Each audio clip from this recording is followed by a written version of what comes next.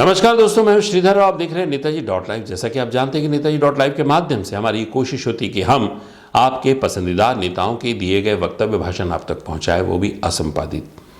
आइए इस कड़ी में देखते हैं भारतीय जनता पार्टी के युवा नेता दुर्ग ग्रामीण प्रभारी गौरी शंकर श्रीवास क्या कह रहे हैं नेताजी डॉट लाइव के माध्यम से, खासकर नेताजी डॉट लाइव के स्टूडियो में। भूपेश सरकार की कानून व्यवस्था पर किस तरह से वक्तव्य दे रहे हैं। ये गौरी शंकर श्रीवास वही नेता है जो लगातार जनहित के मुद्दों पे जिस तरह से उन्होंने महिला रसोई संघ के धरना प्रदर्शन में अपनी उपस्थिति दर्ज कराई, जिस तरह से भारतीय जनता पार्टी के आवास के मुद्दे पर उन्होंने अपनी उपस्थिति दर्ज कराई और जहां उन्होंने पुलिस के डंडे भी खाए, वहीं पर अनियमित कर्मचारी संघ के मंच से भी अपनी आवाज बुलंद की उनके हित में। गौरी शंकर श्रीवास यकीनन जैसा उनका व्यक्तित्व है वैसे ही उनके हौसले भी हैं। हौसले होंगे, क्यों नहीं होंगे, क्योंकि जिस पार्टी का नेतृत्व 56 इंच सीना रखता हो, जिस पार्टी का नेतृत्व हमेशा ये कहता है न खाऊंगा न खाने दूंगा, यकीन मानिए ऐसे विचारों के साथ उन पार्टी कार्यकर्ताओं के हौसले कितने बुलंद होते होंगे जिनका नेतृत्व ईमानदारी के साथ देश के विकास में लगा होगा। गौरी शंकर श्रीवास इसी तरह का एक व्यक्तित्व है, खासकर पॉलिटिकल सर्किल में, और हम आज ये कोशिश कर रहे हैं हमारे स्टूडियो में उनके साथ चर्चा करके कि वर्तमान में भूपेश सरकार के राज्य में, खासकर भूपेश सरकार के शासन में किस तरह की कानून व्यवस्था की स्थिति है। आइए देखते हैं क्या कह रहे हैं गौरी शंकर श्रीवास। अभी कौन दिया इसको? मैं दिया। आप दिए नोटिस को फाड़ रहे हैं, ठीक है? कब से अनुमति कब से चल रहा है? एक मिनट दिनेश भाई, आप लोग पुलिस लेके आए हैं, हत्या कर दीजिए हम लोगों का, लाठी मारिए, जेल ले जाना, जेल ले जाइए, लाठी मारिए, हत्या कर दीजिए हम लोग का, ठीक है?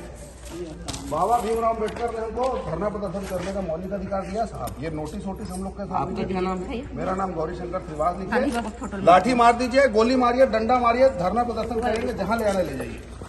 ये इस प्रकार की दादागिरी नहीं चलेगी सरकार की। लोकतंत्र में खोलिए ना, पता गूगल खोलिए, मेरे सिर फाड़े हैं ना नोटिस, मैं पूछ रहा हूँ ना, मैं बता रहा हूँ, गूगल खोलिए। नहीं आप गूगल खोलिए, आप गूगल, आप बताना नहीं चाह रहे, आप बताना नहीं चाह नहीं, मतलब आप बताना नहीं चाहते हो, नहीं वो मोबाइल में गूगल खोलिए, पूरी जानकारी मिल जाएगी। हम लोग क्या है मौखिक रूप से पूछते हैं, मौखिक रूप से जानकारी चाह रहे हैं कि आपका नाम और आपका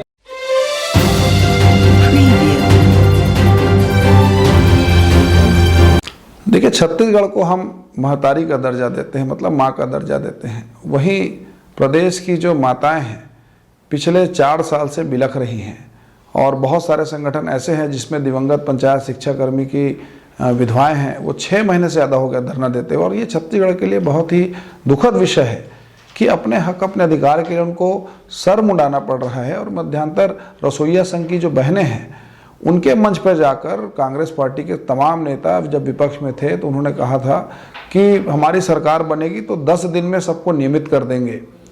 5,60,000 से ज़्यादा कर्मचारी ना नियमित हुए, ना किसी प्रकार से उनका कोई नियमितीकरण को कोई कार्रवाई हुई। 1500 रुपये मात्र उनको मानदेय दिया जाता है, और 1500 में अभी जिस प्रकार से जो बजट आया था उसमें कहा गया था कि उनकी वेतन में बढ़ोतरी होगी, तो 1500 के बाद मात्र 300 रुपये बढ़ाया गया। इससे ज़्यादा दुखद स्थिति क्या होगी। और सबसे ज़्यादा दुर्भाग्यजनक बात यह है कि जहां मुख्यमंत्री जी ये कहते हैं कि हर असहमति के सिद्धांत का स्वागत है, हर असहमति का स्वागत है, वहीं चुनावी साल में धरना स्थल को 20 किलोमीटर दूर, रायपुर से दूर स्थानांतरित किया गया है।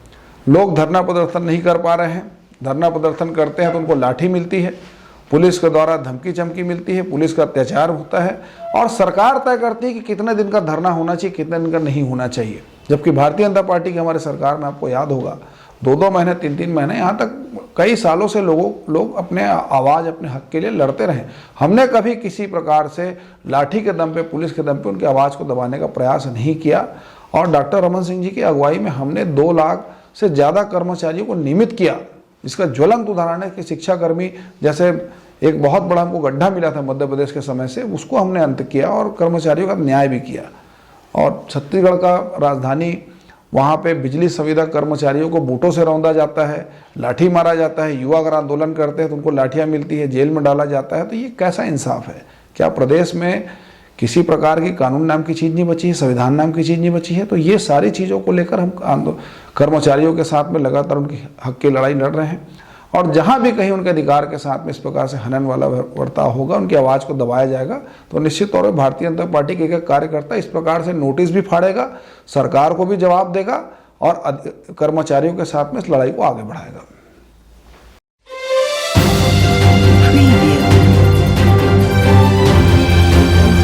देखिए, नक्सलवाद हमको 2003 में विरासत में मिला और ये विरासत में हमको मध्य प्रदेश कार्यकाल से मिला था। राज्य सरकार ने किसी प्रकार से यहाँ पर नक्सलवाद को समाप्ति करने के लिए कोई भी कदम नहीं उठाया। और मुझे अच्छी तरह याद है कि पहले तो आदिवासी को उनके हाल पे छोड़ा गया था। नक्सलवाद जिस प्रकार से छत्तीसगढ़ में पैर पसार रहा था, इसकी बड़ी लड़ाई हमने 2003 से 2018 तक लड़ी है। और हमने लड़ाई लड़ी है, वार दोनों तरफ से हुआ है, कभी वो हताहत हुए, कभी हम हताहत हुए। लेकिन पूरे देश में इस बात को कहने में कोई गुरेज नहीं कि छत्तीसगढ़ एक ऐसा राज्य था जिसने सबसे बड़ी लड़ाई नक्सलवाद के खिलाफ में लड़ी। और हमने सिर्फ गोली का जवाब गोली से नहीं दिया, हमने विकास कार्य भी किया, हमने छोटे छोटे जिलों का निर्माण किया, हमने नारायणपुर जैसे जिला बनाया, सुकमा बनाया, कोंडागांव बनाया। इसलिए हमने जिला बनाया था कि प्रशासन की वहाँ तक पहुँच हो। बहुत सारे लोग ना स्कूल देखे थे, ना अस्पताल देखे थे, तो ये प्रशासन की पहुँच वहाँ तक पहुँचाना जरूरी था। विकास और लड़ाई, ये दोनों चीज़ों हमने एक साथ की, जिसका परिणाम निश्चित तौर पर हमको मिला। लेकिन नक्सलवाद को ऐसा हमने कभी दावा नहीं किया कि हमने पूर्ण रूप से समाप्त कर दिया। हमने कुछ 2-3 जिले तक उसको सीमित किया था। अफसोस पिछले 4 साल से किसी प्रकार से नक्सलवाद की समाप्ति को लेकर ना कोई बड़ा ऑपरेशन इन्होंने चलाया, ना इनका कोई नीति, ना इनका विजन किसी प्रकार से 4.5 साल में नहीं दिखा। नक्सलवाद को लेकर आज आप पूछेंगे कि इनकी क्या नीति है, तो किसी प्रकार से कोई इसमें स्पष्टता नहीं है। डीजीपी का अलग बयान है, वहाँ के मंत्री का अलग बयान है, मुख्यमंत्री का अलग बयान है, वहाँ के लोगों को उनके हाल में छोड़ा गया है। भारतीय जनता पार्टी की सरकार के समय जो जन अदालतें बंद हो गई थी, वो फिर से लग रही है, पीट पीट कर हत्याएं हो रही है, लोगों का अपहरण हुआ है। और जिस प्रकार से विक्रम मंडावी जी के ऊपर हमला हुआ है, निश्चित तौर पर उस बयान का एक प्रतिवाद है, जिसमें मुख्यमंत्री जी कहते हैं कि नक्सलवाद समाप्त हो चुका है। इसी सरकार में हमने अपना एक होनहार विधायक खोया, आज तक उसके हत्यारे पकड़े नहीं गए। झीरम के सबूत का जिक्र आपने किया है, ये सरकार के गाल पे वो तमाचा है जिसके नाम से इन्होंने वोट मांगा, अपने झीरम के शहीदों के परिवार के नहीं हुए। आज झीरम स्मारक इन्होंने सुकमा बनाया, उसकी क्या स्थिति जाकर देखिए, उसमें भी कमीशनखोरी की गई। 36 लाख का स्मारक बनाया, उसके जाकर आप कभी देखेंगे तो आपको लगेगा कि वास्तव में सरकार ने अपने ही लोगों के परिवार के शहादत का मजाक उड़ाया है। नक्सलवादियों के साथ में मिलकर, वामपंथियों के साथ में मिलकर सरकार चलाई जा रही है। और निश्चित तौर पर आदिवासी आज भी खून के आंसू रो रहे हैं। मुझे बड़ा दुख हुआ कि कोरोना के समय एक आदिवासी बच्ची तेलंगाना से आते आते भूख प्यास से दम तोड़ देती, जिसका नाम जमलो मरकम था। उसको मुआवजा दूसरे प्रदेश के सांसद देते हैं। कांग्रेस पार्टी का कोई भी जनप्रतिनिधि, न सांसद न विधायक वहां जाने की जोहमत उठाता है। इतनी गरीब बच्ची कि उसकी भूख से मौत हो गई। आज भी आदिवासियों की हालत वहां पर चिंताजनक है। पिछले 4.5 साल में एक भी अस्पताल, एक भी स्कूल अगर इन्होंने बनाया हो तो मुख्यमंत्री जिसको बताएं। पूरी तरह से बस्तर को बर्बाद कर दिया गया है। सारे आदिवासियों को किसी प्रकार से ना रोजगार से जोड़ा गया है, ना शिक्षा से जोड़ा गया है। सिर्फ बातें हो रही है। नगर नार स्टील खरीदने की बात करेंगे, तेंदुपत्ता की बात करेंगे, शिक्षा की बात करेंगे। और निश्चित तौर पे जो हमने काम किया वो धरातल में दिखता है। आज भी लोग इस चीज़ को याद कर रहे हैं।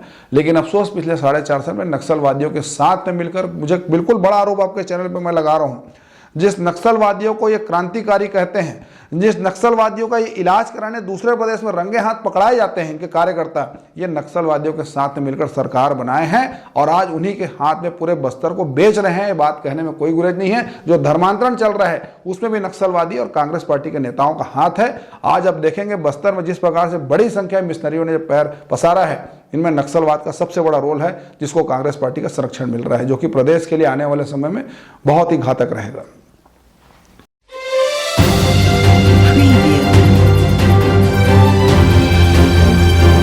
पिछले 4 साल से लॉ एंड ऑर्डर की स्थिति पूरी तरह से रसस्थल में जा चुकी है। थानों को ठेकों में बेचा गया है।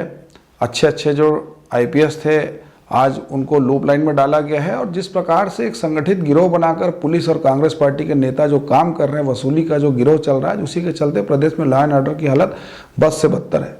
जहाँ तक बात लव जिहाद का और कम्युनल वायलेंस का, तो पिछले 4.5 साल से बहुसंख्यक वर्ग, खास तौर से हिंदूवादी जो संगठन है, हिंदू लोगों को चिन्हांकित कर यहाँ पर इस प्रकार का घिनौना खेल खेला गया है, जिसके कारण आज बहुसंख्यक वर्ग अपने आप को उपेक्षित महसूस कर रहा है। धर्मांतरण का मुद्दा देख लीजिए, मतलब इनके एसपी बोलते हैं कि भाई धर्मांतरण हो रहा है, जनजातीय समाज और मिशनरियों के बीच में संघर्ष के हालात बनेंगे, सरकार उसको नकारती है। इनके कमिश्नर बोलते हैं चिट पत्र लिखकर कि भाई यहाँ पर धर्मांतरण हो रहा है, सरकार उसको स्वीकार नहीं करती है। दबी जुबान में एक मंच में इनके गृह मंत्री भी कहते हैं, लेकिन सरकार तब भी नहीं जागती है। फिर हमको नारायणपुर जैसी घटना हमको देखनी पड़ती है।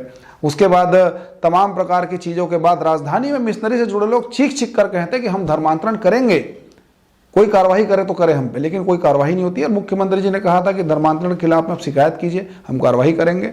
जसपुर के एक आदिवासी बच्चे का खतना कराकर उसका धर्मांतरण किया जाता है, चीजें राष्ट्रीय मीडिया में आती है, लेकिन कार्रवाई नहीं होती है। सरकारी आयोजन में एक आदिवासी बच्ची को मुस्लिम युवक के हाथ में ब्याह करवा दिया जाता है, किसी प्रकार की कार्रवाई नहीं होती है।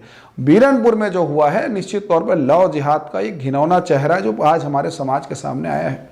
एक ओबीसी वर्ग के 8 परिवार की बच्चियों को इस प्रकार से सुनियोजित तरीके से बहला फुसलाकर लगातार जिस प्रकार से दबाव डालकर जो लव जिहाद का खेल खेला जा रहा है, चाहे वो धमतरी की अंजलि जैन का मामला हो, चाहे वो गरियाबंद का मामला हो, चाहे बसना का मामला, से बहुत सारे उदाहरण आपको सार्वजनिक तौर पर मैं दे सकता हूं।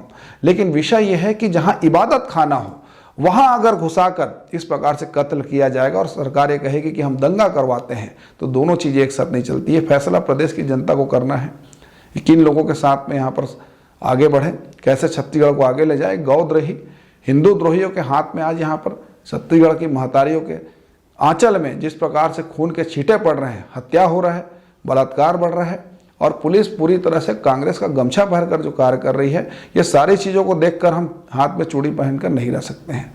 सरकार लाख दावा करे, सरकार लाख इल्जाम लगाए, लेकिन बीरनपुर जैसी घटना हो, चाहे सुकमा की घटना हो, चाहे नारायणपुर की घटना हो, चाहे कवर्धा में भगवा ध्वज को अपमानित करने का मामला हो, एक पक्षी जहां भी कार्रवाई होगी वहां भारतीय जनता पार्टी के कार्यकर्ता निश्चित तौर पर धर्म रक्षक बनकर खड़े रहेंगे। अपने धर्म की रक्षा करने के लिए हम कटिबद्ध हैं, प्रतिबद्ध हैं, और निश्चित तौर पर ये हमारा कोई एजेंडा नहीं है, ये हमारी आस्था का विषय है, हमारी संस्कृति की रक्षा का विषय है, और इसके लिए हम अग्रणी भूमिका निभाएंगे। चाहे इस पर कांग्रेस पार्टी लाख लकीर पीटे, लेकिन छत्तीसगढ़ को जिहाद का गढ़ हम नहीं बनने देंगे। तमाम प्रकार की जो बातें हो रही है प्रदेश में, बिल्कुल भी प्रदेश के हित में नहीं है। प्रदेश अशांत है, जल रहा है, और इनके मंत्री कहते हैं कि बहुत ही छोटी सी बात है। अगर किसी की हत्या, किसी की चीख पुकार इनको छोटी सी बात लगती तो इनको सत्ता में बने रहने का नैतिक अधिकार नहीं है। चंद महीने के मेहमान हैं, आने वाले 6 महीने बाद इस सरकार को उखाड़ फेंका जाएगा। बहुसंख्यक वर्ग के साथ में एक बड़ी लड़ाई भारतीय जनता पार्टी लड़ रही है। आपने देखा गौरीशंकर श्रीवास अपने वक्तव्य के माध्यम से किस तरह से वर्तमान भूपेश सरकार को कानून व्यवस्था की स्थिति पर, खासकर नक्सली मुद्दों पर घेर रहे थे। हमारे इस चैनल में इसी तरह बने रहने के लिए हमारे चैनल को लाइक करें, शेयर करें, सब्सक्राइब करें। नमस्कार।